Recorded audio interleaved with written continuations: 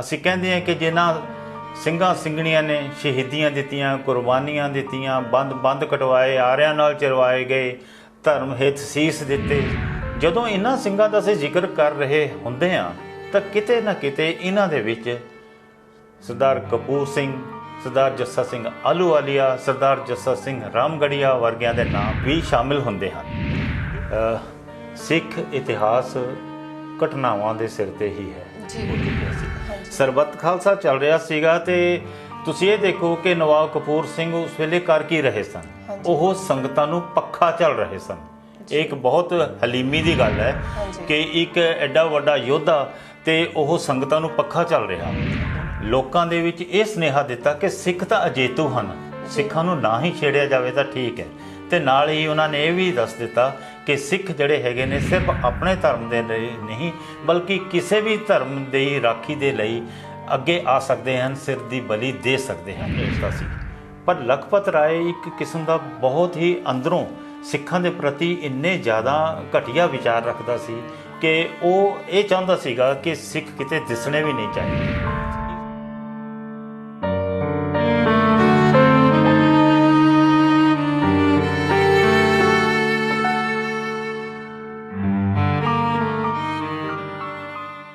ਸਤਿ ਸ਼੍ਰੀ ਅਕਾਲ ਜੀ, ਸਵਾਗਤ ਹੈ ਤੁਹਾਡਾ ਗੋਲਡਨ ਗੁਰਬਾਣੀ ਚੈਨਲ ਦੇ ਪ੍ਰੋਗਰਾਮ ਸਫੇ ਇਤਿਹਾਸ ਦੇ ਵਿੱਚ ਤੇ ਮੈਂ ਹਾਂ ਹਰਮੀਤ ਕੌਰ।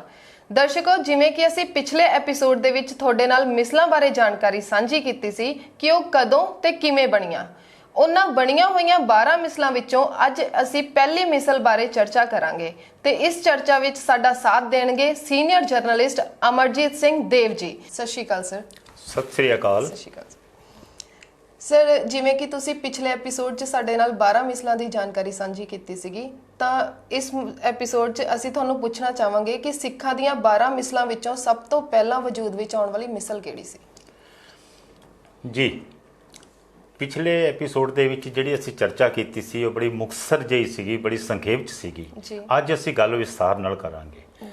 ਪਹਿਲੀ ਮਿਸਲ ਸੀਗੀ ਫੈਜ਼ਲਪੁਰੀਆ ਜਾਂ ਸਿੰਘਪੁਰੀਆ ਮਿਸਲ। ਜੀ, ਇਸ ਦਾ ਇਹ ਨਾਂ ਕਿਵੇਂ ਪਿਆ? ਜਦੋਂ ਮਿਸਲਾਂ ਵਜੂਦ ਵਿੱਚ ਆਈਆਂ ਤਾਂ ਸਭ ਤੋਂ ਪਹਿਲਾਂ ਨਵਾਬ ਕਪੂਰ ਸਿੰਘ ਨੇ ਜਿਹੜੇ ਇਲਾਕੇ ਨੂੰ ਜਿੱਤਿਆ ਜਾਂ ਜਿਹੜੇ ਪਿੰਡ ਨੂੰ ਜਿੱਤਿਆ, ਜਿੱਤ ਕੇ ਉੱਥੇ ਆਪਣਾ ਕਬਜ਼ਾ ਕੀਤਾ, ਆਪਣਾ ਅਧਿਕਾਰ ਜਮਾਇਆ, ਉਸ ਪਿੰਡ ਦਾ ਨਾਂ ਸੀ ਫੈਜ਼ਲਪੁਰ। ਇਹ ਫੈਜ਼ਲਪੁਰ ਸ੍ਰੀ ਅੰਮ੍ਰਿਤਸਰ ਸਾਹਿਬ ਤੋਂ ਥੋੜ੍ਹੀ ਦੂਰ ਸੀ ਤੇ ਇਸ ਪਿੰਡ ਦੇ ਵਿੱਚ ਉਹਨਾਂ ਨੇ ਜਿਸ ਵੇਲੇ ਆਪਣਾ ਰਹਿਣ ਬਸੇਰਾ ਆਰੰਭ ਕੀਤਾ ਤਾਂ ਪਤਾ ਨਹੀਂ ਉਹਨਾਂ ਨੂੰ ਸ਼ਾਇਦ ਲੱਗਿਆ ਹੋਵੇਗਾ ਕਿ ਇਸ ਦਾ ਨਾਮ ਜਿਹੜਾ ਹੈਗਾ ਉਹ ਸਿੰਘਾਂ ਦੇ ਨਾਮ ਦੇ ਨਾਲ ਹੋਣਾ ਚਾਹੀਦਾ ਤੇ ਉਹਨਾਂ ਨੇ ਫੈਜ਼ਲਪੁਰ ਦਾ ਨਾਮ ਬਦਲ ਕੇ ਸਿੰਘਪੁਰ ਰੱਖ ਦਿੱਤਾ। ਤੇ ਉਹ ਜਿਹੜਾ ਸਿੰਘਪੁਰ ਜਾਂ ਸਿੰਘਪੁਰਾ ਸੀ, ਇਸੇ ਕਾਰਨ ਇਸ ਮਿਸਲ ਦੇ ਦੋ ਨਾਮ ਜਿਹੜੇ ਹੈਗੇ ਉਹ ਬਾਅਦ ਵਿੱਚ ਜਾ ਕੇ ਲੋਕਾਂ ਵਿੱਚ ਚਰਚਾ ਵਿੱਚ ਰਹੇ, ਫੈਜ਼ਲਪੁਰੀਆ ਮਿਸਲ ਜਾਂ ਸਿੰਘਪੁਰੀਆ ਮਿਸਲ। ਇਸ ਤਰੀਕੇ ਨਾਲ ਕਹਿ ਸਕਦੇ ਹਾਂ ਕਿ ਪਹਿਲੀ ਮਿਸਲ ਸਿੰਘਪੁਰੀਆ ਜਾਂ ਫੈਜ਼ਲਪੁਰੀਆ ਮਿਸਲ ਸੀ ਤੇ ਉਸ ਦੇ ਬਾਨੀ ਸਨ ਸਰਦਾਰ ਕਪੂਰ ਸਿੰਘ, ਜਿਹੜੇ ਕਿ ਬਾਅਦ ਦੇ ਵਿੱਚ ਨਵਾਬ ਕਪੂਰ ਸਿੰਘ ਦੇ ਨਾਮ ਨਾਲ ਜਾਣੇ ਜਾਂਦੇ ਰਹੇ। ਜੀ ਸਰ, ਸਾਨੂੰ ਥੋੜੀ ਜਿਹੀ ਜਾਣਕਾਰੀ ਹੋਰ ਦਿਓ ਕਿ ਜਿਹੜੇ ਨਵਾਬ ਕਪੂਰ ਸਿੰਘ ਜੀ ਸੀਗੇ ਉਹਨਾਂ ਦੀ ਜੀਵਨੀ ਤੇ ਕੁਝ ਚਾਨਣਾ ਪਾਓ। ਨਵਾਬ ਕਪੂਰ ਸਿੰਘ ਦੀ ਜ਼ਿੰਦਗੀ ਬਹੁਤ ਹੀ ਜ਼ਬਰਦਸਤ ਤਰੀਕੇ ਦੇ ਨਾਲ ਵਿਚਰਦੀ ਰਹੀ ਹੈ। ਤੁਸੀਂ ਕਹਿ ਸਕਦੇ ਹੋ ਇੱਕ ਬਹੁਤ ਵੱਡੇ ਸੂਰਮੇ ਤਾਂ ਸਨ, ਯੋਧਾ ਤਾਂ ਸਨ ਹੀ, ਪਰ ਨਾਲ ਦੇ ਨਾਲ ਉਹ ਇੱਕ ਧਾਰਮਿਕ ਆਗੂ ਵੀ ਸਨ ਤੇ ਇੱਕ ਸਮਾਜਿਕ ਕਾਰਜਕਰਤਾ ਵੀ ਸਨ। ਉਹਨਾਂ ਦੇ ਬਚਪਨ ਤੋਂ ਲੈ ਕੇ ਉਹਨਾਂ ਦੇ ਅਕਾਲ ਚਲਾਣੇ ਤੱਕ ਜੋ ਕੁਝ ਬੀਤਿਆ ਉਹ ਇੱਕ ਇਤਿਹਾਸ ਦਾ ਬਹੁਤ ਵੱਡਾ ਤੁਸੀਂ ਕਹਿ ਸਕਦੇ ਹੋ ਸੋਮਾ ਹੈ। ਉਹਨਾਂ ਨੇ ਬਚਪਨ ਜਿੱਦਾਂ ਸ਼ੁਰੂ ਕੀਤਾ ਉਹ ਗੱਲ ਕੁਝ ਹੋਰ ਸੀ, ਪਰ ਜਦੋਂ ਉਹ ਅਕਾਲ ਚਲਾਣਾ ਕਰ ਰਹੇ ਸਨ ਤਾਂ ਪੰਜਾਬ ਦੇ ਹਾਲਾਤ ਜਾਂ ਸਿੱਖਾਂ ਦੇ ਹਾਲਾਤ ਪੂਰੀ ਤਰ੍ਹਾਂ ਤਬਦੀਲ ਹੋ ਚੁੱਕੇ ਹਨ। ਪੂਰੀ ਤਰ੍ਹਾਂ ਤਬਦੀਲ ਹੋਣ ਦਾ ਮਤਲਬ ਇਹ ਹੈ ਕਿ ਸਿੱਖ ਜਿਹੜੇ ਸੀ ਗੁਲਾਮੀ ਦੇ ਦੌਰ ਤੋਂ ਨਿਕਲ ਕੇ ਆਜ਼ਾਦੀ ਦੀ ਇੱਕ ਤਾਜ਼ੀ ਹਵਾ ਵੱਲ ਵਧ ਰਹੇ ਸਨ। ਮੈਂ ਤੁਹਾਨੂੰ ਯਾਦ ਕਰਵਾ ਦਿਆਂ ਕਿ ਆਪਾਂ ਰੋਜ਼ ਅਰਦਾਸ ਕਰਦੇ ਹਾਂ ਪਰਮਾਤਮਾ ਅੱਗੇ। ਅਸੀਂ ਕਹਿੰਦੇ ਹਾਂ ਕਿ ਜਿਨ੍ਹਾਂ ਸਿੰਘਾਂ ਸਿੰਘਣੀਆਂ ਨੇ ਸ਼ਹੀਦੀਆਂ ਦਿੱਤੀਆਂ, ਕੁਰਬਾਨੀਆਂ ਦਿੱਤੀਆਂ, ਬੰਦ ਕਟਵਾਏ, ਆਰਿਆਂ ਨਾਲ ਚਰਵਾਏ ਗਏ, ਧਰਮ ਹਿੱਤ ਸੀਸ ਦਿੱਤੇ। ਜਦੋਂ ਇਹਨਾਂ ਸਿੰਘਾਂ ਦਾ ਅਸੀਂ ਜ਼ਿਕਰ ਕਰ ਰਹੇ ਹੁੰਦੇ ਹਾਂ ਤਾਂ ਕਿਤੇ ਨਾ ਕਿਤੇ ਇਹਨਾਂ ਦੇ ਵਿੱਚ ਸਰਦਾਰ ਕਪੂਰ ਸਿੰਘ, ਸਰਦਾਰ ਜੱਸਾ ਸਿੰਘ ਆਹਲੂਵਾਲੀਆ, ਸਰਦਾਰ ਜੱਸਾ ਸਿੰਘ ਰਾਮਗੜੀਆ ਵਰਗਿਆਂ ਦੇ ਨਾਮ ਵੀ ਸ਼ਹੀਦ ਹੁੰਦੇ ਹਨ ਜੀ ਵੀ ਸ਼ਾਮਿਲ ਹੁੰਦੇ ਹਨ, ਕਿਉਂਕਿ ਇਹ ਉਹੀ ਲੋਕ ਸੀ ਜਿਨ੍ਹਾਂ ਨੇ ਕਦੇ ਮੁਗਲਾਂ ਨਾਲ, ਕਦੇ ਅਬਦਾਲੀਆਂ ਨਾਲ ਤੇ ਕਦੇ ਦੁਰਾਨੀਆਂ ਦੇ ਨਾਲ ਲੋਹਾ ਲਿਆ। ਉਹਨਾਂ ਨਾਲ ਟੱਕਰਾਂ ਲੈਂਦੇ ਲੈਂਦੇ ਇਹਨਾਂ ਨੇ ਆਪਣੇ, ਕਈਆਂ ਨੇ ਤਾਂ ਪਰਿਵਾਰ ਤੱਕ ਵਾਰ ਛੱਡੇ, ਆਪਣਾ ਜੀਵਨ ਵੀ ਵਾਰ ਛੱਡਿਆ, ਪਰ ਇਹਨਾਂ ਨੇ ਸਿੱਖੀ ਸਿਦਕ ਨਹੀਂ ਹਾਰਿਆ। ਜੀ ਹੁਣ ਮੈਂ ਤੁਹਾਨੂੰ ਦੱਸਣਾ ਚਾਹਾਂਗਾ ਕਿ ਕਪੂਰ ਸਿੰਘ ਦਾ ਜਨਮ ਜਿਹੜਾ ਸੀਗਾ ਉਹ ਪਿੰਡ ਕਾਲੋਕੇ ਦੇ ਵਿੱਚ 1697 ਨੂੰ ਹੋਇਆ ਸੀ। ਹਾਂਜੀ ਤੇ ਕਾਲੋਕੇ ਪਿੰਡ ਜਿਹੜਾ ਹੈਗਾ ਉਹ ਅੱਜ ਕੱਲ੍ਹ ਪਾਕਿਸਤਾਨ ਦੇ ਵਿੱਚ ਹੈਗਾ, ਤੇ ਉਸ ਪਿੰਡ ਦੇ ਵਿੱਚ ਜਨਮ ਲੈਣ ਤੋਂ ਬਾਅਦ ਹਾਂਜੀ ਇੱਕ ਬਹੁਤ ਵੱਡੀ ਇਤਿਹਾਸਿਕ ਘਟਨਾ ਘਟੀ ਸੀ, ਜਿਸ ਤੋਂ ਤੁਸੀਂ ਵੀ ਜਾਣੂ ਹੋ ਤੇ ਸਾਰੀ ਦੁਨੀਆ ਜਾਣਦੀ ਹੈ ਕਿ 1699 ਦੇ ਵਿੱਚ ਸ੍ਰੀ ਗੁਰੂ ਗੋਬਿੰਦ ਸਿੰਘ ਸਾਹਿਬ ਨੇ ਖਾਲਸਾ ਪੰਥ ਦੀ ਸਥਾਪਨਾ ਕੀਤੀ ਸੀ। ਹਾਂਜੀ ਤੇ ਕਿਹਾ ਜਾ ਸਕਦਾ ਹੈ ਕਿ ਉਸ ਵੇਲੇ ਕਪੂਰ ਸਿੰਘ ਮਹਿਜ਼ ਸਿਰਫ 2 ਸਾਲਾਂ ਦੇ ਸਨ, ਜੀ ਤੇ ਜਿਸ ਵੇਲੇ ਉਹ ਥੋੜੇ ਜਿਹੇ ਵੱਡੇ ਹੋਏ ਨੇ ਤਾਂ ਉਹਨਾਂ ਨੂੰ ਉਹਨਾਂ ਦੇ ਪਿਤਾ ਜੀ ਇੱਕ ਵਾਰੀ ਸ੍ਰੀ ਗੁਰੂ ਗੋਬਿੰਦ ਸਿੰਘ ਸਾਹਿਬ ਦੇ ਦਰਸ਼ਨ ਕਰਵਾਉਣ ਦੇ ਲਈ ਅਨੰਦਪੁਰ ਸਾਹਿਬ ਲੈ ਕੇ ਗਏ ਸਨ। ਹਾਂਜੀ ਉਹਨਾਂ ਦੀ ਜ਼ਿੰਦਗੀ ਤੇ ਉਹਨਾਂ ਦੇ ਦਰਸ਼ਨਾਂ ਦਾ ਤੇ ਆਪਣੇ ਪਿਤਾ ਜੀ ਦੀ ਸਿੱਖੀ ਸਾਂਝ ਦਾ ਇੰਨਾ ਜ਼ਬਰਦਸਤ ਅਸਰ ਪਿਆ ਕਿ ਉਹ ਬਾਅਦ ਦੇ ਵਿੱਚ ਸਿੱਖੀ ਸਰੂਪ ਨੂੰ ਧਾਰਨ ਕਰਦੇ ਹੋਏ ਪੂਰੀ ਤਰ੍ਹਾਂ ਸਿੱਖ ਧਰਮ ਨੂੰ ਸਮਰਪਿਤ ਹੋ ਗਏ। ਹਾਂਜੀ 1716 ਦੇ ਵਿੱਚ ਜਦੋਂ ਬਾਬਾ ਬੰਦਾ ਸਿੰਘ ਬਹਾਦਰ ਨੂੰ ਸ਼ਹੀਦ ਕੀਤਾ ਗਿਆ ਸੀ ਤਾਂ ਉਸ ਵੇਲੇ ਸਰਦਾਰ ਕਪੂਰ ਸਿੰਘ 19 ਵਰ੍ਹਿਆਂ ਦੇ ਸਨ, ਹਾਂਜੀ ਤੇ ਉਹਨਾਂ ਦੀ ਜ਼ਿੰਦਗੀ ਦੇ ਉੱਤੇ ਉਹਨਾਂ ਦੀ ਸ਼ਹਾਦਤ ਦਾ ਅਸਰ ਵੀ ਹੋਇਆ। ਹਾਂਜੀ ਕਿਹਾ ਜਾਂਦਾ ਹੈ ਕਿ ਸਰਦਾਰ ਦਲੀਪ ਸਿੰਘ ਦੇ ਬੇਟੇ ਹਮੀਰ ਸਿੰਘ ਤੇ ਦਾਨ ਸਿੰਘ ਵੀ ਸਨ, ਹਾਂਜੀ ਪਰ ਹਮੀਰ ਸਿੰਘ ਤੇ ਦਾਨ ਸਿੰਘ ਦਾ ਰੁਝਾਨ ਇਸ ਪਾਸੇ ਜ਼ਿਆਦਾ ਨਹੀਂ ਸੀ, ਜਦੋਂ ਕਿ ਕਪੂਰ ਸਿੰਘ ਜਿਹੜੇ ਸਭ ਤੋਂ ਵੱਡੇ ਸੀ ਉਹਨਾਂ ਦਾ ਰੁਝਾਨ ਸਿੱਖੀ ਪਾਸੇ ਜ਼ਿਆਦਾ ਸੀ। ਹਾਂਜੀ ਇਹਨਾਂ ਦੇ ਪਿਤਾ ਜੀ ਨੂੰ ਘੋੜਿਆਂ ਦਾ ਬਹੁਤ ਸ਼ੌਕ ਸੀ ਤੇ ਉਹਨਾਂ ਦੇ ਕੋਲ ਇੱਕ ਅਸਤਬਲ ਸੀਗਾ, ਇਸ ਕਰਕੇ ਇਹਨਾਂ ਨੇ ਬਚਪਨ ਦੇ ਵਿੱਚ ਹੀ ਘੋੜਸਵਾਰੀ ਸਿੱਖ ਲਈ। ਆਪਣੇ ਸਾਥੀਆਂ ਦੇ ਨਾਲ ਛੋਟੇ ਛੋਟੇ ਬੱਚੇ ਨਾਲ ਲੈ ਕੇ ਤੇ ਮਾਲੀ ਯੁੱਧ ਕਰਦੇ, ਕੁਸ਼ਤੀਆਂ ਕਰਦੇ, ਤਲਵਾਰਬਾਜ਼ੀ ਕਰਦੇ ਤੇ ਆਪਣੇ ਆਪ ਨੂੰ ਇੱਕ ਸੈਨਾ ਦੇ ਰੂਪ ਵਿੱਚ ਵਿਕਸਿਤ ਕਰ ਰਹੇ ਸਨ। ਜੀ ਹੌਲੀ ਹੌਲੀ ਇਹਨਾਂ ਦਾ ਜਿਹੜਾ ਸ਼ੌਕ ਸੀਗਾ ਇੱਕ ਫੌਜੀ ਦੇ ਰੂਪ ਦੇ ਵਿੱਚ ਉੱਭਰ ਕੇ ਸਾਹਮਣੇ ਆਇਆ। ਹਾਂਜੀ ਜਿਸ ਵੇਲੇ ਇਹ ਥੋੜਾ ਹੋਰ ਵੱਡੇ ਹੋਏ ਨੇ ਤਾਂ ਕਿਹਾ ਜਾਂਦਾ ਹੈ, ਹਾਲਾਂਕਿ ਇਸ ਦੇ ਬਾਰੇ ਇਤਿਹਾਸਕਾਰਾਂ ਦੇ ਵਿੱਚ ਕੁਝ ਮਤਭੇਦ ਹਨ, ਪਰ ਫਿਰ ਵੀ ਕਿਹਾ ਜਾਂਦਾ ਹੈ ਕਿ ਬਾਬਾ ਬੰਦਾ ਸਿੰਘ ਬਹਾਦਰ ਦੀ ਫੌਜ ਦੇ ਵਿੱਚ ਵੀ ਇਹਨਾਂ ਨੇ ਕੁਝ ਸਮਾਂ ਬਿਤਾਇਆ ਸੀ। ਜੀ ਤੇ ਉਸ ਤੋਂ ਮਗਰੋਂ ਮਾਫ ਕਰਨਾ, ਉਸ ਤੋਂ ਮਗਰੋਂ ਜਿਸ ਵੇਲੇ ਜਦੋਂ ਬਾਬਾ ਬੰਦਾ ਸਿੰਘ ਬਹਾਦਰ ਦੀ ਸ਼ਹਾਦਤ ਤੋਂ ਬਾਅਦ ਸਿੱਖਾਂ ਦੇ ਬੁਰੇ ਦਿਨ ਆਏ ਤਾਂ ਉਸ ਵੇਲੇ ਇਹਨਾਂ ਨੇ ਸਿੱਖਾਂ ਦੇ ਨਾਲ ਮੋਢੇ ਨਾਲ ਮੋਢਾ ਜੋੜ ਕੇ ਮੁਗਲਾਂ ਦੇ ਨਾਲ ਟੱਕਰ ਲਈ। ਜੀ ਕਿਹਾ ਜਾਂਦਾ ਹੈ ਕਿ ਜਿਸ ਵੇਲੇ ਘੋੜਿਆਂ ਦੇ ਅਸਤਬਲ ਵਿੱਚੋਂ ਨਿਕਲ ਕੇ ਇਹ ਆਪਣੀ ਇੱਕ ਫੌਜ ਬਣਾ ਕੇ ਬਾਹਰ ਨਿਕਲੇ ਤਾਂ ਉਸ ਵੇਲੇ ਸਰਦਾਰ ਦਰਬਾਰਾ ਸਿੰਘ ਸਿੱਖਾਂ ਦੇ ਇੱਕ ਜਥੇਦਾਰ ਰਖਵਾਉਂਦੇ ਸਨ, ਤੇ ਦਰਬਾਰਾ ਸਿੰਘ ਨੇ ਇਹਨਾਂ ਨੂੰ ਆਪਣੇ ਨਾਲ ਜੋੜ ਲਿਆ ਤੇ ਫੌਜੀਆਂ ਦੀ ਇੱਕ ਨਵੀਂ ਕਿਸਮ ਦੀ ਇਹਨਾਂ ਨੂੰ ਟ੍ਰੇਨਿੰਗ ਦੇਣੀ ਆਰੰਭ ਕਰ ਦਿੱਤੀ। ਸਿੱਖ ਧਰਮ ਦੇ ਪ੍ਰਤੀ ਉਹਨਾਂ ਦੇ ਰੁਝਾਨ ਦਾ ਇੱਥੋਂ ਹੀ ਪਤਾ ਲੱਗ ਸਕਦਾ ਹੈ ਕਿ ਉਹਨਾਂ ਨੇ ਛੋਟੇ ਹੁੰਦਿਆਂ ਹੀ ਅੰਮ੍ਰਿਤਪਾਨ ਕਰ ਲਿਆ ਸੀ। ਜੀ ਕਿਹਾ ਜਾਂਦਾ ਹੈ ਕਿ 1721 ਦੀ ਵਿਸਾਖੀ ਨੂੰ ਹਾਂਜੀ ਇਹ ਆਪਣੇ ਪਿਤਾ ਸਰਦਾਰ ਦਲੀਪ ਸਿੰਘ, ਜੀ ਆਪਣੇ ਭਰਾ ਸਰਦਾਰ ਹਮੀਰ ਸਿੰਘ ਦੇ ਨਾਲ ਮਿਲ ਕੇ ਜੀ ਇਹ ਗਏ ਨੇ ਤੇ ਇਹਨਾਂ ਨੇ ਅਨੰਦਪੁਰ ਸਾਹਿਬ ਜਾ ਕੇ ਅੰਮ੍ਰਿਤਪਾਨ ਕੀਤਾ। ਜੀ ਉਸ ਤੋਂ ਬਾਅਦ ਇਹਨਾਂ ਦੀ ਸਾਰੀ ਜ਼ਿੰਦਗੀ ਇੱਕ ਸਿੱਖੀ ਸਰੂਪ ਦੇ ਵਿੱਚ ਗੁਜ਼ਰੀ। ਜੀ ਤੁਸੀਂ ਇਹ ਦੇਖ ਲਓ ਕਿ ਇਹਨਾਂ ਦਾ ਸਿੱਖਾਂ ਦੇ ਉੱਤੇ ਇਹੋ ਜਿਹਾ ਪ੍ਰਭਾਵ ਪਿਆ ਕਿ ਜੋ ਲੋਕ ਇੱਧਰ ਉੱਧਰ ਜੰਗਲਾਂ ਦੇ ਵਿੱਚ ਲੁਕੇ ਬੈਠੇ ਸੀ, ਜਦੋਂ ਇਹ ਨਵਾਬ ਬਣ ਕੇ ਉੱਭਰੇ ਨੇ ਤਾਂ ਇਹਨਾਂ ਦਾ ਇੱਕ ਸੁਨੇਹਾ ਮਿਲਣ ਤੇ ਬਹੁਤ ਸਾਰੇ ਸਿੱਖ ਜਿਹੜੇ ਸੀ ਇਹਨਾਂ ਦੇ ਝੰਡੇ ਥੱਲੇ ਆ ਕੇ ਖਲੋ ਗਏ ਤੇ ਵੇਖਦੇ ਹੀ ਵੇਖਦੇ ਫੈਜ਼ਲਪੁਰੀਆ ਮਿਸਲ ਇੱਕ ਬਹੁਤ ਵੱਡੀ ਤਾਕਤਵਰ ਯੋਧਾ ਮਿਸਲ ਦੇ ਰੂਪ ਵਿੱਚ ਉੱਭਰ ਕੇ ਸਾਹਮਣੇ ਆ ਗਈ। ਜੀ ਬਿਲਕੁਲ ਸਰ। ਜੇਕਰ ਗੱਲ ਕਰੀਏ ਨਵਾਬੀ ਦੀ ਤਾਂ ਸਰ ਅਸੀਂ ਜਾਣਨਾ ਚਾਹਾਂਗੇ ਕਿ ਕਪੂਰ ਸਿੰਘ ਜੀ ਨੇ ਨਵਾਬੀ ਨੂੰ ਕਿਸ ਤਰ੍ਹਾਂ ਸਵੀਕਾਰ ਕੀਤਾ। ਜੀ ਇਹ ਇੱਕ ਬਹੁਤ ਵੱਡਾ ਸਵਾਲ ਹੈ ਕਿ ਉਹਨਾਂ ਨੇ ਨਵਾਬੀ ਨੂੰ ਕਿਸ ਤਰੀਕੇ ਨਾਲ ਲਿਆ। ਜੀ ਨਵਾਬੀ ਉਹਨਾਂ ਦੇ ਲਈ ਕੀ ਸੀ। ਹਾਂਜੀ ਪਹਿਲਾਂ ਤਾਂ ਮੈਂ ਤੁਹਾਨੂੰ ਦੱਸ ਦਿਆਂ ਕਿ ਜਿਸ ਵੇਲੇ ਕਪੂਰ ਸਿੰਘ ਜੀ ਨੂੰ ਨਵਾਬੀ ਪੇਸ਼ਕਸ਼ ਕੀਤੀ ਗਈ ਤਾਂ ਉਸ ਵੇਲੇ ਉਹ ਕਰ ਕੀ ਰਹੇ ਸੀ। ਜੀ ਆਪਾਂ ਪਿਛਲੇ ਐਪੀਸੋਡ ਜ਼ਿਕਰ ਕੀਤਾ ਸੀਗਾ ਕਿ ਜਿਸ ਵੇਲੇ ਸ੍ਰੀ ਅੰਮ੍ਰਿਤਸਰ ਸਾਹਿਬ ਦੇ ਵਿੱਚ ਵਿਸਾਖੀ ਦੇ ਮੌਕੇ ਦੇ ਉੱਤੇ ਸੁਨੇਹਾ ਆਉਂਦਾ ਹੈ, ਦੀਵਾਲੀ ਦੇ ਮੌਕੇ ਤੇ ਸੁਨੇਹਾ ਆਉਂਦਾ ਹੈ ਤਾਂ ਉਹਦੇ ਤੇ ਗੁਰਮਤੇ ਪਾਏ ਜਾਂਦੇ ਸਨ, ਵਿਚਾਰ ਕੀਤੇ ਜਾਂਦੇ ਸਨ। ਤੇ ਜਿਸ ਵੇਲੇ ਜ਼ਕਰੀਆ ਖਾਨ ਵੱਲੋਂ ਇੱਕ ਸੁਨੇਹਾ ਆਇਆ ਸੀਗਾ ਤੇ ਸੁਵੇਗ ਸਿੰਘ ਵਕੀਲ ਜਿਹੜੇ ਨੇ ਸੁਨੇਹਾ ਲੈ ਕੇ ਸਿੱਖਾਂ ਕੋਲ ਆਏ ਸਨ ਕਿ ਅਸੀਂ ਇੱਕ ਨਵਾਬੀ ਦੀ ਪੇਸ਼ਕਸ਼ ਕਰ ਰਹੇ ਹਾਂ ਤੇ ਨਵਾਬ ਕੌਣ ਬਣੇਗਾ ਇਸ ਦਾ ਫੈਸਲਾ ਉਸ ਸਰਬੱਤ ਖਾਲਸਾ ਦੇ ਵਿੱਚ ਹੋ ਚੁੱਕਿਆ ਸੀ। ਸਰਬੱਤ ਖਾਲਸਾ ਚੱਲ ਰਿਹਾ ਸੀਗਾ ਤੇ ਤੁਸੀਂ ਇਹ ਦੇਖੋ ਕਿ ਨਵਾਬ ਕਪੂਰ ਸਿੰਘ ਉਸ ਵੇਲੇ ਕਰ ਕੀ ਰਹੇ ਸਨ, ਉਹ ਸੰਗਤਾਂ ਨੂੰ ਪੱਖਾ ਚੱਲ ਰਹੇ ਸਨ। ਇਹ ਇੱਕ ਬਹੁਤ ਹਲੀਮੀ ਦੀ ਗੱਲ ਹੈ ਕਿ ਇੱਕ ਐਡਾ ਵੱਡਾ ਯੋਧਾ ਤੇ ਉਹ ਸੰਗਤਾਂ ਨੂੰ ਪੱਖਾ ਚੱਲ ਰਿਹਾ। ਉਹਨਾਂ ਨੇ ਪਹਿਲਾਂ ਕਿਹਾ ਕਿ ਮੈਨੂੰ ਪੱਖਾ ਚੱਲਣ ਤੋਂ ਨਾ ਹਟਾਇਆ ਜਾਵੇ, ਫਿਰ ਜਦੋਂ ਉਹਨਾਂ ਨੇ ਕਿਹਾ ਕਿ ਨਹੀਂ ਤੁਸੀਂ ਹੀ ਇਸ ਦੇ ਕਾਬਿਲ ਹੋ ਤਾਂ ਤੁਸੀਂ ਸਾਹਮਣੇ ਆਓ, ਤੇ ਉਹ ਪੱਖਾ ਕਿਸੇ ਨੂੰ ਹੋਰ ਸੌਂਪ ਕੇ ਆਏ, ਸੰਗਤ ਦੇ ਵਿੱਚ ਆ ਕੇ ਖਲੋ ਗਏ ਤੇ ਉਹਨਾਂ ਨੂੰ ਜਿਸ ਪੇਸ਼ ਕੀਤਾ ਗਿਆ ਬਾਦਸ਼ਾਹ ਮੁਹੰਮਦ ਸ਼ਾਹ ਵੱਲੋਂ ਜੋ ਕੁਝ ਸਿਰੋਪਾਓ ਦਿੱਤਾ ਗਿਆ ਸੀਗਾ। ਤੇ ਜਦੋਂ ਸਿਰੋਪਾਓ ਪੇਸ਼ ਕੀਤਾ ਗਿਆ ਤਾਂ ਉਹਨਾਂ ਨੇ ਕੀ ਕੀਤਾ, ਸਿਰੋਪਾਓ ਦੇ ਨਾਲ ਜਿਹੜੀ ਖਿੱਲਤ ਸੀਗੀ, ਖਿੱਲਤ ਕਹਿ ਸਕਦੇ ਹੋ, ਜੋ ਬਖਸ਼ੀਸ਼ ਸੀਗੀ, ਮਤਲਬ ਉਹਦੇ 'ਚ ਇੱਕ ਜ਼ਮੀਨ ਦਾ ਪਟਾ ਸੀਗਾ, ਉਹਦੇ 'ਚ ਕਲਗੀ ਸੀਗੀ, ਉਹਦੇ 'ਚ ਵਸਤਰ ਸੀਗੇ, ਜ਼ਰੀ ਦੇ ਵਸਤਰ ਸੀਗੇ, ਹੋਰ ਸੋਨੇ ਦੇ ਕੰਗਣ ਸੀਗੇ, ਸਾਰੀ ਖਿੱਲਤ ਜਿਹੜੀ ਸੀਗੀ ਉਹਨਾਂ ਨੇ ਜਾ ਕੇ ਜਿਹੜੇ ਉੱਥੇ 5 ਪਿਆਰੇ ਬੈਠੇ ਸਨ ਉਹਨਾਂ ਦੇ ਚਰਨਾਂ ਦੇ ਵਿੱਚ ਅਰਪਿਤ ਕਰ ਦਿੱਤੇ। ਹੁਣ ਜਿਸ ਵੇਲੇ ਉਹਨਾਂ ਦੇ ਚਰਨਾਂ ਦੇ ਵਿੱਚ 5 ਪਿਆਰਿਆਂ ਦੇ ਚਰਨਾਂ ਵਿੱਚ ਇਹ ਚੀਜ਼ਾਂ ਰੱਖੀਆਂ ਗਈਆਂ ਨੇ ਤੇ ਉਹ ਕੀ ਕਰਨ ਤੇ ਉਹ ਕੌਣ ਸਨ? ਪਹਿਲਾਂ ਤਾਂ ਦੇਖੋ ਬਾਬਾ ਦੀਪ ਸਿੰਘ ਸ਼ਹੀਦਾਂ ਮਿਸਲ ਵਾਲੇ, ਸਰਦਾਰ ਜੱਸਾ ਸਿੰਘ ਰਾਮਗੜੀਆ ਮਿਸਲ ਵਾਲੇ, ਬੁੱਧ ਸਿੰਘ, ਕਰਮ ਸਿੰਘ, ਇਹ ਜਿਹੜੇ ਲੋਕ ਸੀਗੇ ਨਾ ਬੈਠੇ ਸਾਰੇ ਯੋਧਾ ਸਨ। ਇਹ ਕੋਈ ਛੋਟੇ ਮੋਟੇ ਐਵੇਂ ਜਥੇਦਾਰ ਨਹੀਂ ਸਨ, ਜਾਂ ਤੁਸੀਂ ਸਿਰਫ 5 ਪਿਆਰੇ ਨਾ ਸਮਝੋ ਉਹਨਾਂ ਨੂੰ, ਬਹੁਤ ਵੱਡੇ ਯੋਧਾ ਸਨ। ਉਹਨਾਂ ਨੇ ਬਾਦਸ਼ਾਹ ਵੱਲੋਂ ਭੇਜੀ ਗਈ ਖਿੱਲਤ ਨੂੰ ਸਿਰ ਮੱਥੇ ਤੇ ਲਾਇਆ ਤੇ ਫਿਰ ਉਹਨਾਂ ਨੇ ਉਹ ਸਾਰੀਆਂ ਵਸਤਾਂ ਜਿਹੜੀਆਂ ਸੀਗੀਆਂ ਇੱਕ ਇੱਕ ਕਰਕੇ ਕਪੂਰ ਸਿੰਘ ਨੂੰ ਦੇਣੀਆਂ ਸ਼ੁਰੂ ਕੀਤੀਆਂ।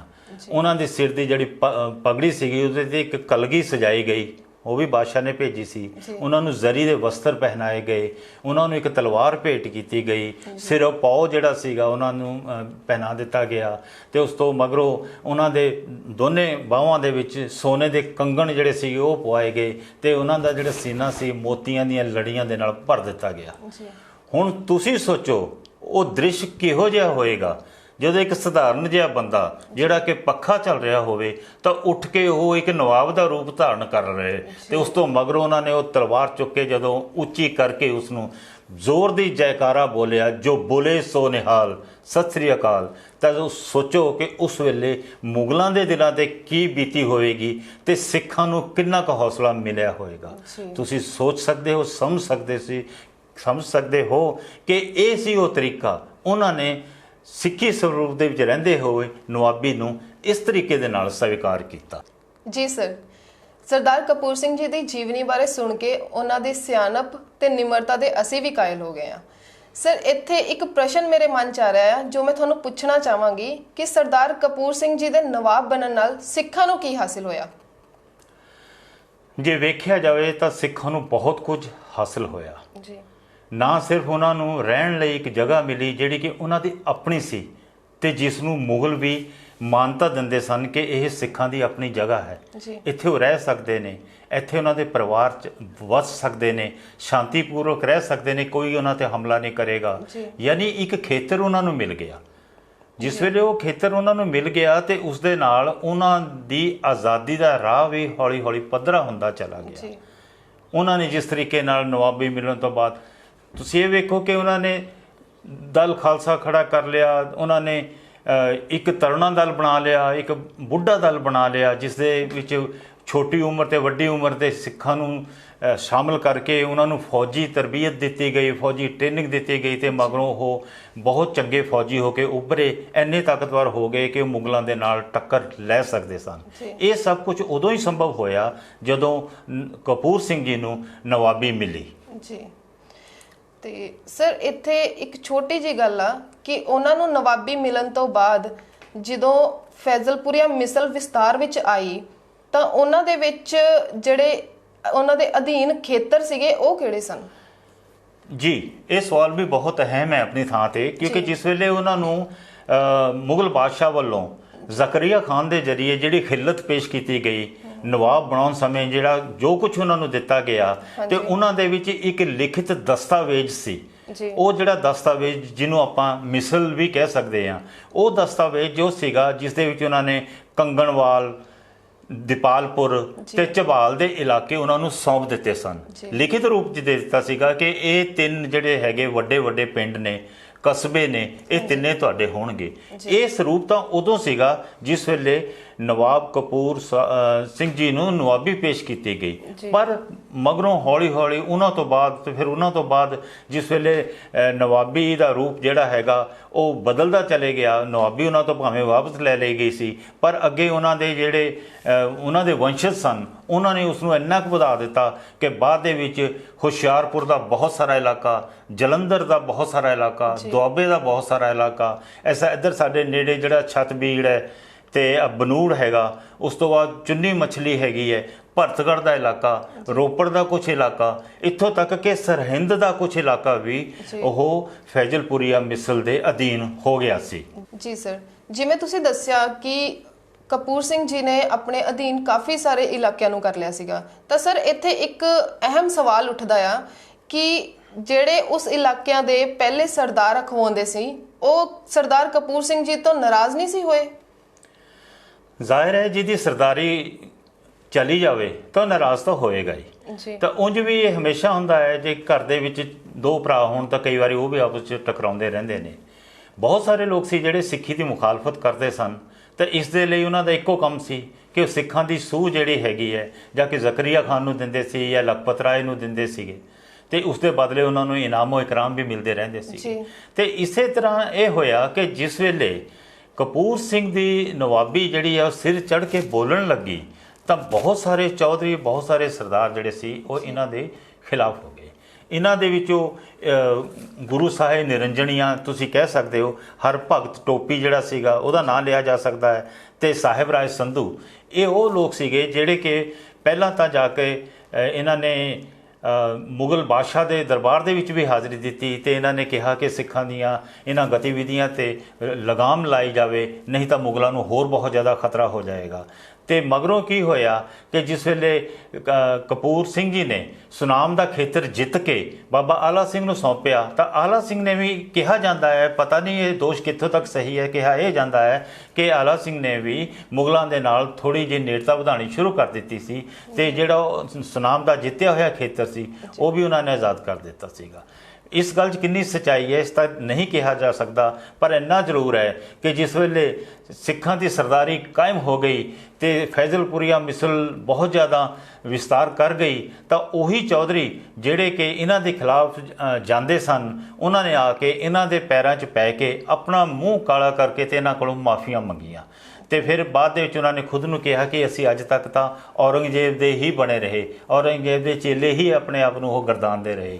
ਕਿਹਾ ਜਾ ਸਕਦਾ ਹੈ ਕਿ ਉਹਨਾਂ ਦੀ ਜਿੱਦਾਂ ਹੀ ਉਹਨਾਂ ਦੀ ਤਾਕਤ ਦੇ ਵਿੱਚ ਵਾਧਾ ਹੋਇਆ ਤਾਂ ਚੌਧਰੀਆਂ ਨੇ ਫਿਰ ਉਹਨਾਂ ਦੀ ਮੁਖਾਲਫਤ ਕੀਤੀ, ਮਗਰੋਂ ਸਭ ਕੁਝ ਹਾਰ ਕੇ ਉਹ ਮੁੜ ਕੇ ਉਹਨਾਂ ਦੇ ਚਰਨਾਂ ਵਿੱਚ ਅੜ ਗਏ।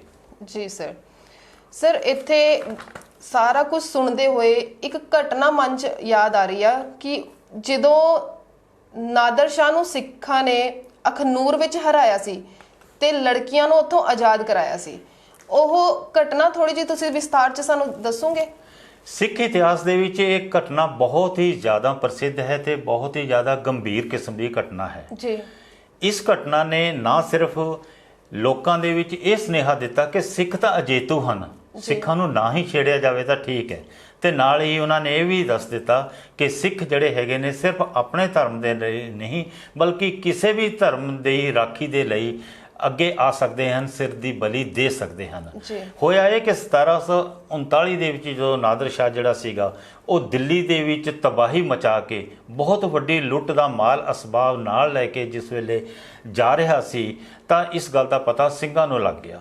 ਸਿੰਘਾਂ ਨੇ ਰਸਤੇ ਦੇ ਵਿੱਚ ਟਰੈਪ ਲਗਾਇਆ, ਉਹਨਾਂ ਨੇ ਘਾਤ ਲਗਾ ਕੇ ਬੈਠ ਗਏ ਅਖਨੂਰ ਦੇ ਕੋਲ, ਜੰਮੂ ਦੇ ਨੇੜੇ। ਜਿਸ ਵੇਲੇ ਇਹ ਬਾਦਸ਼ਾਹ ਨਾਦਰ ਸ਼ਾਹ ਦਾ ਜਿਹੜਾ ਕਾਫਿਲਾ ਸੀ ਉੱਥੋਂ ਗੁਜ਼ਰ ਰਿਹਾ ਸੀਗਾ ਤਾਂ ਸਿੰਘਾਂ ਨੇ ਉਹਦੇ ਜਿਹੜਾ ਪਿਛਲਾ ਹਿੱਸਾ ਜੀ, ਕਿਉਂਕਿ ਅੱਗੇ ਫੌਜ ਬਹੁਤ ਸੀ, ਪਿਛਲੇ ਹਿੱਸੇ ਵਿੱਚ ਜਿਹੜਾ ਉਹਨਾਂ ਦੇ ਕੋਲ ਮਾਲ ਸੀਗਾ, ਅਸਲਾ ਸੀਗਾ ਤੇ ਜਿਹੜੇ ਗਹਿਣੇ ਸੀਗੇ ਜਾਂ ਧਨ ਦੌਲਤ ਸੀਗੀ ਉਹਨਾਂ ਨਾਲ ਲੱਦੇ ਹੋਏ ਉਹਨਾਂ ਦੇ ਜਿਹੜੇ ਊਂਟ ਸੀਗੇ, ਹਾਥੀ ਸੀਗੇ, ਉਹ ਉਹਨਾਂ ਨੇ ਉੱਥੇ ਰੋਕੇ ਤੇ ਮਾਲ ਘੋੜਿਆਂ ਤੇ ਲੱਦਿਆ ਤੇ ਉਹਨਾਂ ਨੂੰ ਲੁੱਟ ਕੇ ਚਲੇ ਗਏ। ਜਦੋਂ ਤੱਕ ਬਾਦਸ਼ਾਹ ਕੋਲ ਖਬਰ ਪਹੁੰਚਦੀ ਹੈ ਉਦੋਂ ਤੱਕ ਤਾਂ ਸਿੱਖ ਮੁੜ ਕੇ ਜੰਗਲਾਂ ਵਿੱਚ ਅਲੋਪ ਹੋ ਚੁੱਕੇ ਸਨ। ਇਹ ਘਟਨਾ ਇੱਥੇ ਹੀ ਖਤਮ ਨਹੀਂ ਹੋਈ। ਉਸ ਤੋਂ ਠੀਕ 3 ਦਿਨ ਬਾਅਦ ਜਦੋਂ ਇੱਕ ਹੋਰ ਕਾਫਲਾ ਆਇਆ, ਉਸ ਕਾਫਲੇ ਦੇ ਵਿੱਚ ਧਨ ਦੌਲਤ ਦੇ ਨਾਲ ਨਾਲ ਬਹੁਤ ਸਾਰੀਆਂ ਹਿੰਦੂ ਲੜਕੀਆਂ ਜਿਹੜੀਆਂ ਸੀਗੀਆਂ ਉਹ ਦਿੱਲੀ ਤੋਂ ਉਹਨਾਂ ਨੇ ਲੁੱਟ ਦੇ ਮਾਲ ਦੇ ਵਿੱਚ ਸ਼ਾਮਲ ਕਰ ਲਈਆਂ ਸਨ।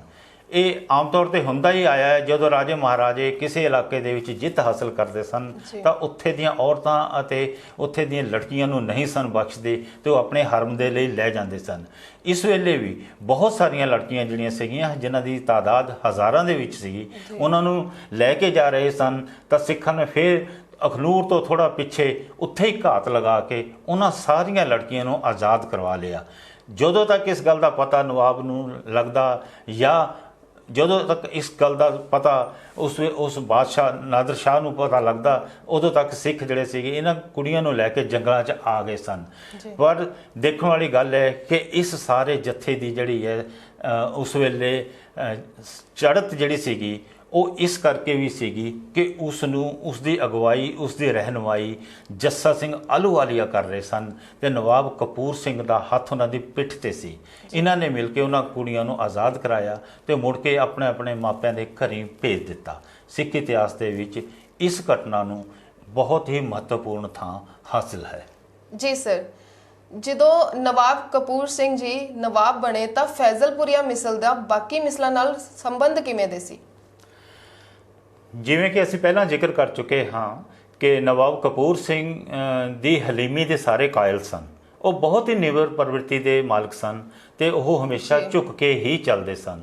ਪਰ ਦੂਜੇ ਪਾਸੇ ਦੂਜੀਆਂ ਮਿਸਲਾਂ ਦੇ ਪ੍ਰਤੀ ਉਹਨਾਂ ਦਾ ਜਿਹੜਾ ਝੁਕਾਅ ਸੀ ਉਹ ਸਿਰਫ ਇਸ ਕਰਕੇ ਸੀ, ਉਹ ਉਹਨਾਂ ਨੂੰ ਆਪਣਾ ਸਮਝਦੇ ਸਨ। ਉਹਨਾਂ ਦੇ ਮਨ ਵਿੱਚ ਦੂਜੀਆਂ ਮਿਸਲਾਂ ਦੇ ਪ੍ਰਤੀ ਅਥਾਹ ਸ਼ਰਧਾ ਸੀ ਤੇ ਉਹ ਉਹਨਾਂ ਦੇ ਹਰ ਵੇਲੇ ਕੰਮ ਆਉਂਦੇ ਸਨ। ਇਹੋ ਜਿਹੇ ਬਹੁਤ ਸਾਰੇ ਉਦਾਹਰਨ ਦਿੱਤੇ ਜਾ ਸਕਦੇ ਹਨ। ਜਦੋਂ ਇੱਕ ਸੁਨੇਹੇ ਤੇ ਵੀ ਸਰਦਾਰ ਕਪੂਰ ਸਿੰਘ ਆਪਣੀ ਫੌਜ ਲੈ ਕੇ ਖੁਦ ਉਸ ਦੀ ਅਗਵਾਈ ਕਰਦੇ ਹੋਏ ਦੂਜੀ ਮਿਸਲਾਂ ਦੀ ਸਹਾਇਤਾ ਦੇ ਲਈ ਉਸ ਥਾਂ ਤੇ ਪਹੁੰਚੇ ਜਿੱਥੇ ਉਹਨਾਂ ਨੂੰ ਬੁਲਾਇਆ ਗਿਆ ਸੀ। ਕਹਿ ਸਕਦੇ ਹਾਂ ਉਹਨਾਂ ਦੇ ਸੰਬੰਧ ਆਪਸ ਦੇ ਵਿੱਚ ਬਹੁਤ ਸੁਖਾਵੇਂ ਸਨ, ਬਹੁਤ ਜ਼ਿਆਦਾ ਮਿਲਣਸਾਰ ਸਨ। ਜੀ ਸਰ, ਉਸ ਸਮੇਂ ਸਿੰਘਪੁਰੀਆ ਮਿਸਲ ਦੇ ਕੋਲ ਸੈਨਿਕੀ ਤਾਕਤ ਕਿੰਨੀ ਸੀ? ਸੈਨਿਕ ਦੀ ਜਿਹੜੀ ਤਾਕਤ ਹੈ ਇਹ ਕਿਹਾ ਜਾ ਸਕਦਾ ਹੈ ਕਿ ਸ਼ੁਰੂਆਤ ਦੇ ਵਿੱਚ ਉਹਨਾਂ ਦੇ ਕੋਲ ਸਿਰਫ 2500 ਸੈਨਿਕ ਸਨ ਜੀ ਤੇ ਉਹਨਾਂ ਕੋਲ ਹਥਿਆਰ ਵੀ ਬਿਲਕੁਲ ਦੇਸੀ ਸਨ। ਜਿਸ ਵੇਲੇ 2500 ਸੈਨਿਕ ਹੋਣ ਕਿਸੇ ਦੇ ਕੋਲ ਤਾਂ ਉਸ ਨੂੰ ਕੋਈ ਜ਼ਿਆਦਾ ਤਾਕਤ ਨਹੀਂ ਮੰਨਿਆ ਜਾ ਸਕਦਾ। ਪਰ ਹੈਰਾਨੀ ਦੀ ਗੱਲ ਇਹ ਹੈ ਕਿ ਜਿੰਨੇ ਵੀ ਸਿੱਖ, ਜਿੰਨੇ ਵੀ ਫੌਜੀ ਸ਼ੁਕਰ ਚੱਕੀਆ ਮਿਸਲ ਦੇ ਮਾਫ ਕਰਨਾ ਫੈਜ਼ਲਪੁਰੀਆ ਮਿਸਲ ਦੇ ਨਾਲ ਜੁੜੇ ਹੋਏ ਸਨ, ਉਹ ਸਾਰੇ ਦੇ ਸਾਰੇ ਆਪਣਾ ਸੀਸ ਤਲੀ ਤੇ ਧਰ ਕੇ ਘੁੰਮ ਰਹੇ ਸਨ। ਉਹਨਾਂ ਨੂੰ ਮਰਨ ਦਾ ਕੋਈ ਡਰ ਹੀ ਨਹੀਂ ਸੀ, ਕੋਈ ਭੈ ਨਹੀਂ ਸੀ, ਕੋਈ ਖੌਫ ਨਹੀਂ ਸੀ ਉਹਨਾਂ ਦੇ ਦਿਲ ਦੇ ਵਿੱਚ। ਇਸ ਲਈ ਕਿਹਾ ਜਾ ਸਕਦਾ ਹੈ ਕਿ ਉਹ 2500 ਸਿੰਘ ਜਿਹੜੇ ਸੀਗੇ 25000 ਦੁਸ਼ਮਣਾਂ ਤੇ ਵੀ ਭਾਰੀ ਪੈਂਦੇ ਸਨ। ਸੋ ਉਹਨਾਂ ਦੀ ਤਾਦਾਦ ਨੂੰ ਗਿਣਤੀ ਦੇ ਵਿੱਚ ਮਤਲਬ ਲੈ ਕੇ ਆਉਣਾ ਇੱਕ ਵੈਸੇ ਗਿਣਤੀ ਦੀ ਗੱਲ ਹੈ, ਜਦੋਂ ਕਿ ਕਿਹਾ ਇਹ ਜਾ ਸਕਦਾ ਹੈ ਕਿ ਉਹ ਕਈ ਲੱਖ ਫੌਜੀਆਂ ਦੀ ਮਿਸਲ ਦੇ ਮਾਲਕ ਸਨ। ਜੀ ਸਰ, ਜਿਵੇਂ ਤੁਸੀਂ ਸਾਨੂੰ ਸਰਦਾਰ ਨਵਾਬ ਕਪੂਰ ਸਿੰਘ ਜੀ ਦੀ ਜੀਵਨੀ ਬਾਰੇ ਦੱਸਿਆ ਤਾਂ ਉਹਨਾਂ ਦੀਆਂ ਹੋਰ ਕੀ ਖੂਬੀਆਂ ਸੀ, ਉੱਤੇ ਥੋੜਾ ਚਾਨਣਾ ਪਾਉਂਗੇ?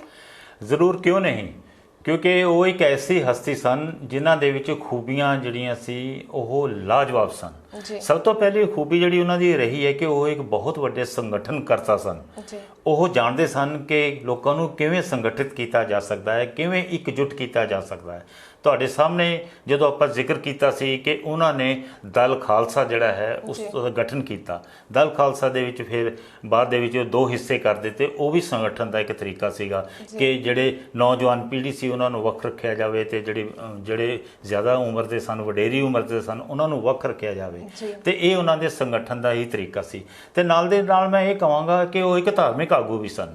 ਉਹਨਾਂ ਦੇ ਜ਼ਿਹਨ ਵਿੱਚ, ਉਹਨਾਂ ਦੇ ਦਿਲ ਦੇ ਵਿੱਚ ਸਿੱਖੀ ਪ੍ਰਤੀ ਜਿਹੜਾ ਹੈ ਸਨੇਹ, ਸ਼ਰਧਾ ਠਾਠਾਂ ਮਾਰਦਾ ਸੀ ਤੇ ਉਹਨਾਂ ਨੇ ਪੂਰੀ ਜ਼ਿੰਦਗੀ ਸਿੱਖੀ ਦਾ ਪ੍ਰਚਾਰ ਵੀ ਕੀਤਾ।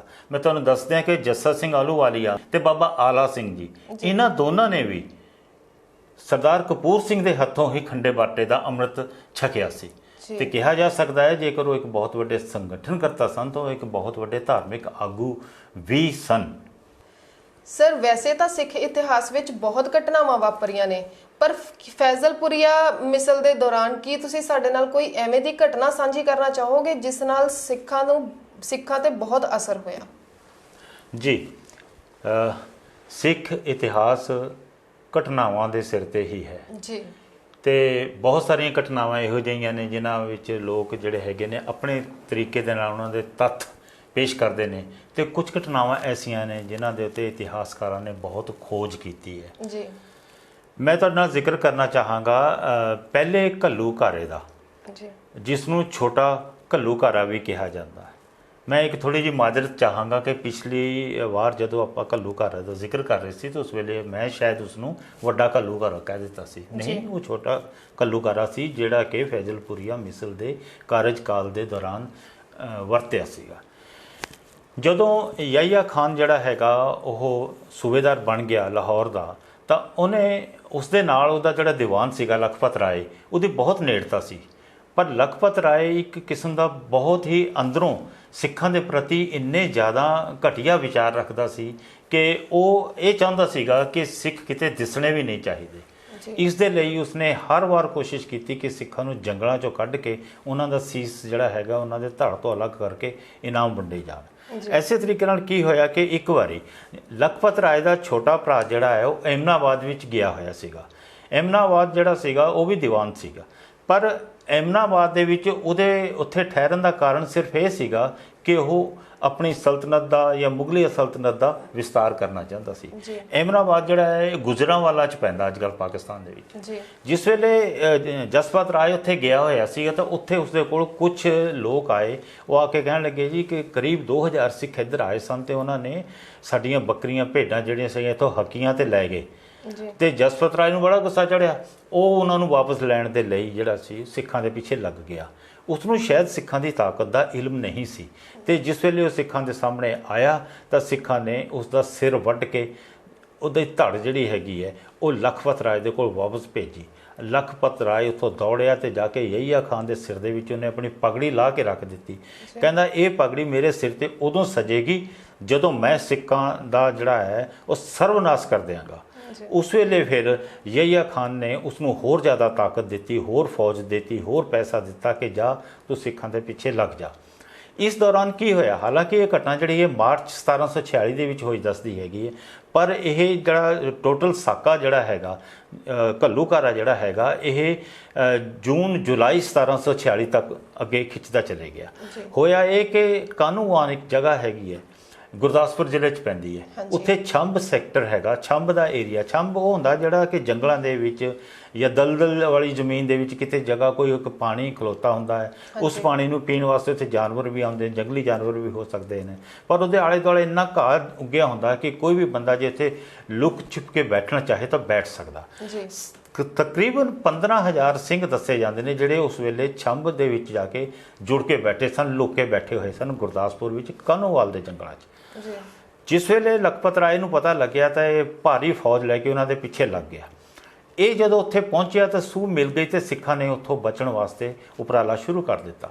ਸਿੱਖ ਇਹਨਾਂ ਦੇ ਦਿਮਾਗ 'ਚ ਆਇਆ ਕਿ ਅਸੀਂ ਕਠੂਏ ਵੱਲ, ਜੰਮੂ ਵੱਲ ਨੂੰ ਜਾਂਦੇ ਹੋਏ ਅਸੀਂ ਪਹਾੜਾਂ 'ਚ ਚਲੇ ਜਾਂਦੇ ਹਾਂ ਤੇ ਮੁੜ ਕੇ ਅਸੀਂ ਵਾਪਸ ਆ ਜਾਵਾਂਗੇ। ਪਰ ਹੋਇਆ ਇਹ ਕਿ ਉਹਨਾਂ ਨੂੰ ਉੱਥੋਂ ਨਿਕਲਣ ਦਾ ਮੌਕਾ ਨਾ ਮਿਲਿਆ। ਫਿਰ ਵੀ ਉਹ ਜਿਸ ਤਰੀਕੇ ਨਾਲ ਹੌਲੀ ਹੌਲੀ ਕਰਕੇ ਉੱਥੋਂ ਨਿਕਲੇ ਨੇ, ਉਹਨਾਂ ਦੇ ਜ਼ਿਹਨ 'ਚ ਪਤਾ ਨਹੀਂ ਕਿਉਂ ਇਹ ਗਲਤਫਹਿਮੀ ਸੀਗੀ ਕਿ ਜਿੱਦਾਂ ਹੀ ਪਹਾੜ ਵੱਲ ਵਧਣਗੇ ਤਾਂ ਪਹਾੜਾਂ ਦੇ ਲੋਕ ਉਹਨਾਂ ਦਾ ਸਵਾਗਤ ਕਰਨਗੇ, ਉਹਨਾਂ ਦਾ ਸਾਥ ਦੇਣਗੇ, ਪਰ ਅਜਿਹਾ ਨਹੀਂ ਹੋਇਆ। ਪਹਾੜਾਂ ਦੇ ਲੋਕਾਂ ਨੇ ਉਹਨਾਂ ਨੂੰ ਪੱਥਰ ਮਾਰਨੇ ਸ਼ੁਰੂ ਕਰ ਦਿੱਤੇ, ਗੋਲੀਆਂ ਭਰਾਉਣੀਆਂ ਸ਼ੁਰੂ ਕਰ ਦਿੱਤੀਆਂ। ਹੁਣ ਪਿੱਛੋਂ ਮੁਗਲ ਸੈਨਿਕ ਲੱਗੇ ਹੋਏ ਨੇ ਤੇ ਮੂਹਰੇ ਤੋਂ ਉਹਨਾਂ ਨੇ ਪਹਾੜੀਆਂ ਨੇ ਉਹਨਾਂ ਦਾ ਰਸਤਾ ਰੋਕ ਲਿਆ।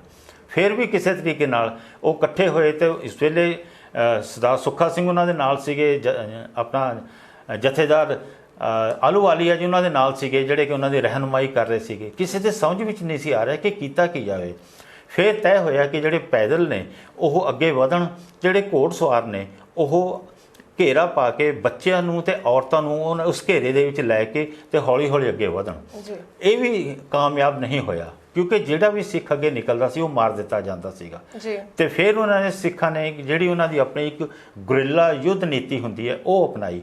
ਉਹਦੇ 'ਚ ਇੱਕ 2.5 ਕਦਮ ਦੀ ਕੋਈ ਚਾਲ ਹੁੰਦੀ ਹੈ। ਮੈਂ ਜ਼ਿਆਦਾ ਵਿਸਤਾਰ ਨਾਲ ਉਹਦੇ ਬਾਰੇ ਨਹੀਂ ਦੱਸ ਸਕਾਂਗਾ ਕਿਉਂਕਿ ਇੰਨੀ ਜਾਣਕਾਰੀ ਹੈ ਨਹੀਂ, ਪਰ ਇੰਨਾ ਜ਼ਰੂਰ ਹੈ ਕਿ 2.5 ਕਦਮ ਇਸ ਤਰ੍ਹਾਂ ਦੇ ਹੁੰਦੇ ਸਨ ਕਿ ਇੱਕ ਕਦਮ ਇੱਕ ਕਦਮ ਅੱਗੇ ਚਲੇ ਗਏ, ਉੱਥੇ ਦੇਖ ਲਿਆ, ਜਾਂਚ ਕੀਤੀ ਕਿ ਇੱਥੇ ਦੁਸ਼ਮਣ ਹੈ ਤਾਂ ਨਹੀਂ, ਫਿਰ ਇੱਕ ਕਦਮ ਵਧੇ ਤੇ ਫਿਰ ਅੱਧਾ ਕਦਮ ਪਿੱਛੇ ਹਟੇ ਤਾਂ ਕਿ ਉਸ ਚੀਜ਼ ਨੂੰ ਫਿਰ ਪੁਖਤਾ ਕਰ ਲਿਆ ਜਾਏ ਕਿ ਪਿੱਛੋਂ ਤਾਂ ਨਹੀਂ ਕੋਈ ਆਉਂਦਾ। ਇਸ ਤਰੀਕੇ ਨਾਲ ਉਹ ਗੁਰਿੱਲਾ ਯੁੱਧ ਨੀਤੀ ਅਪਣਾਉਂਦੇ ਹੋਏ ਅੱਗੇ ਤਾਂ ਵਧੇ ਪਰ ਜ਼ਿਆਦਾ ਦੂਰ ਨਹੀਂ। ਹੁਣ ਦੇਖਣ ਵਾਲੀ ਚੀਜ਼ ਹੈ ਕਿ ਪਹਾੜਾਂ ਦੇ 'ਚ ਜਿਹੜੇ ਇਹ ਦਰਿਆ ਨੇ ਇਹਨਾਂ ਦਾ ਸਰੂਪ ਇਹੋ ਜਿਹਾ ਹੁੰਦਾ ਕਿ ਬਹੁਤ ਛੋਟੇ ਹੁੰਦੇ ਨੇ।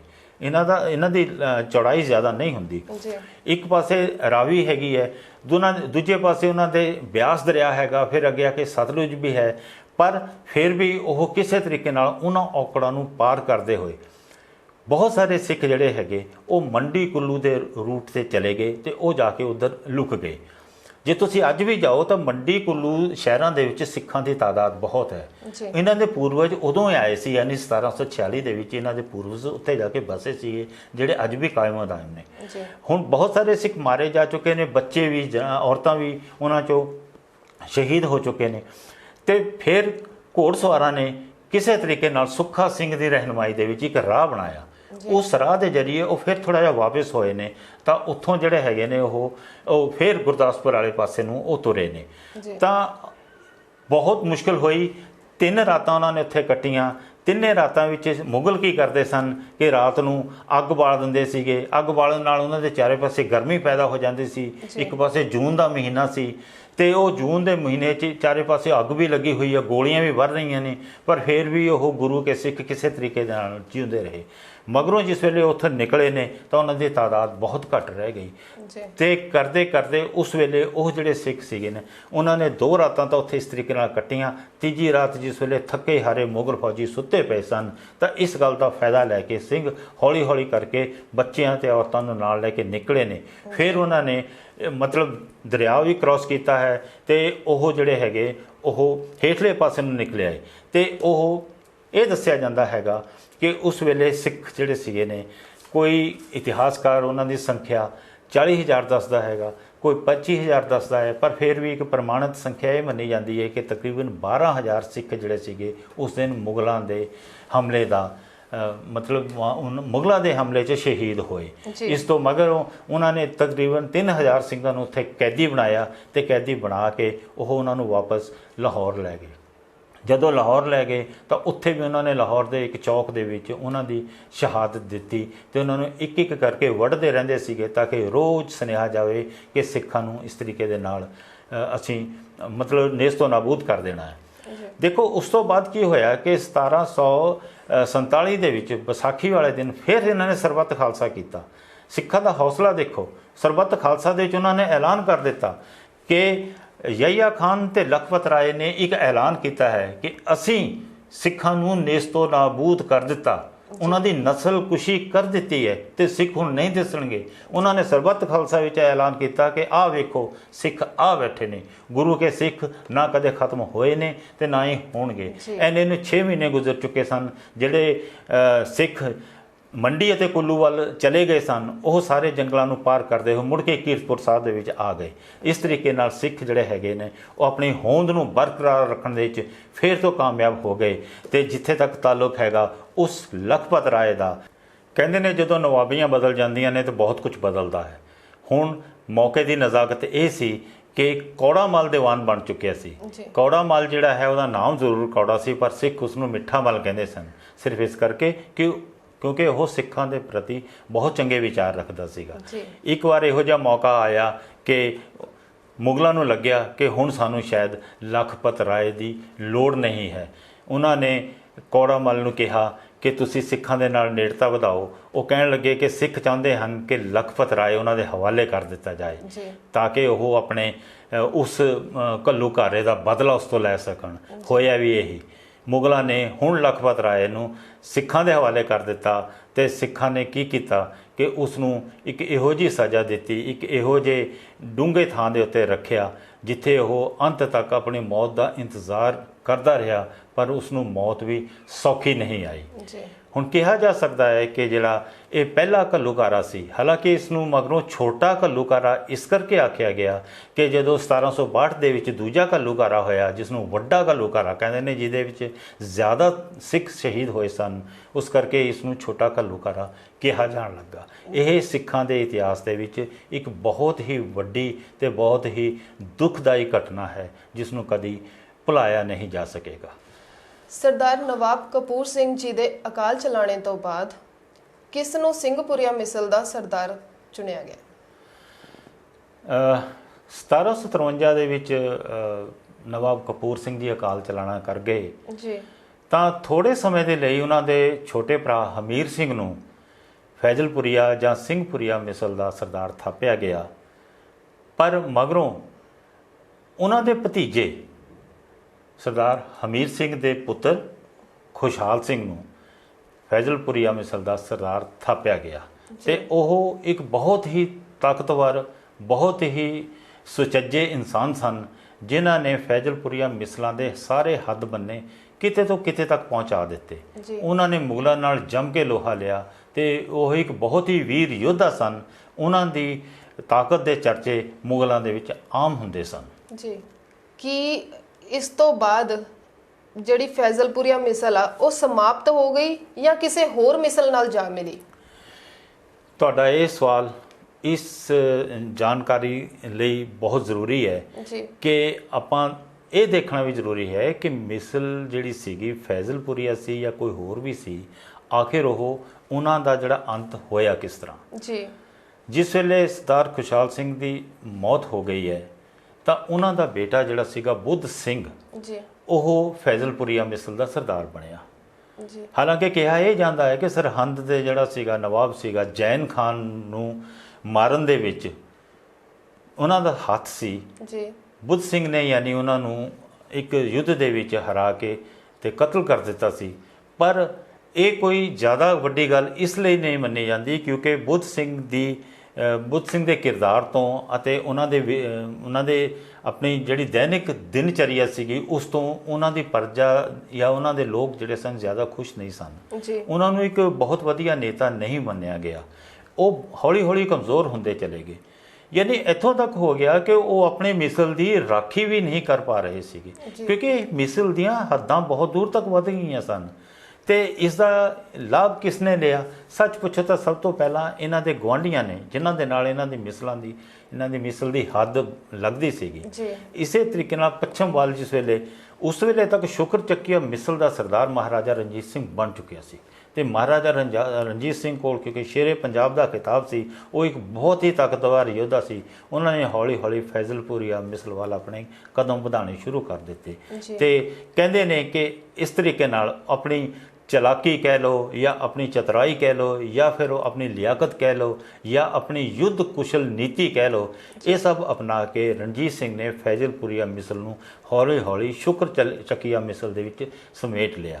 ਤੇ ਕਹਿ ਸਕਦੇ ਹਾਂ ਕਿ ਇੱਕ ਮਹਾਨ ਮਿਸਲ ਜਿਸ ਦਾ ਜਨਮ ਸਾਰੀਆਂ ਮਿਸਲਾਂ ਤੋਂ ਪਹਿਲਾਂ ਹੋਇਆ ਸੀਗਾ, ਉਸ ਦਾ ਅੰਤ ਜਿਹੜਾ ਹੈਗਾ ਉਹ ਬਹੁਤ ਅਜੀਬ ਤਰੀਕੇ ਦੇ ਨਾਲ ਹੋਇਆ ਕਿਉਂਕਿ ਜਿਸ ਤਰੀਕੇ ਨਾਲ ਉਹਨਾਂ ਦੇ ਹੱਥ ਬੰਨੇ ਵੱਧ ਚੁੱਕੇ ਸਨ, ਉਮੀਦ ਇਹੀ ਕੀਤੀ ਜਾਂਦੀ ਸੀ ਕਿ ਇਹ ਮਿਸਲ ਅੱਗੇ ਚੱਲ ਕੇ ਪੰਜਾਬ 'ਤੇ ਸ਼ਾਸਨ ਕਰੇਗੀ, ਪਰ ਅਜਿਹਾ ਨਹੀਂ ਹੋ ਸਕਿਆ। ਤੇ ਹੁਣ ਅਸੀਂ ਦਰਸ਼ਕਾਂ ਨੂੰ ਇਹ ਕਹਿ ਸਕਦੇ ਹਾਂ ਕਿ ਜੇਕਰ ਫੈਜ਼ਲਪੁਰੀਆ ਮਿਸਲ ਦਾ ਇਤਿਹਾਸ ਅਸੀਂ ਪੜ੍ਹਦੇ ਹਾਂ ਤਾਂ ਜੇਕਰ ਉਹਦਾ ਕੁਝ ਆਗਾਜ਼ ਬਹੁਤ ਸੁਖਾਵਾਂ ਸੀ, ਉਸ ਦਾ ਅੰਤ ਜਿਹੜਾ ਹੈ ਉਹ ਜ਼ਿਆਦਾ ਠੀਕ ਨਹੀਂ ਸੀ। ਜੀ ਬਿਲਕੁਲ ਸਰ। ਜੋ ਤੁਸੀਂ ਅੱਜ ਸਾਡੇ ਨਾਲ ਫੈਜ਼ਲਪੁਰੀਆ ਮਿਸਲ ਦੇ ਬਾਰੇ 'ਚ ਜਾਣਕਾਰੀ ਸਾਂਝੀ ਕੀਤੀ, ਸਾਨੂੰ ਬਹੁਤ ਹੀ ਵਧੀਆ ਲੱਗਿਆ ਕਿ ਤੁਸੀਂ ਪੂਰੇ ਵਿਸਥਾਰਪੂਰਵਕ ਇਸ ਬਾਰੇ ਸਾਨੂੰ ਤੇ ਸਾਡੇ ਦਰਸ਼ਕਾਂ ਨੂੰ ਪੂਰੀ ਜਾਣਕਾਰੀ ਦਿੱਤੀ ਹੈ। ਤੇ ਸਰ ਤੁਹਾਡਾ ਬਹੁਤ-ਬਹੁਤ ਧੰਨਵਾਦ ਸਾਨੂੰ ਇਹ ਜਾਣਕਾਰੀ ਦੇਣ ਲਈ।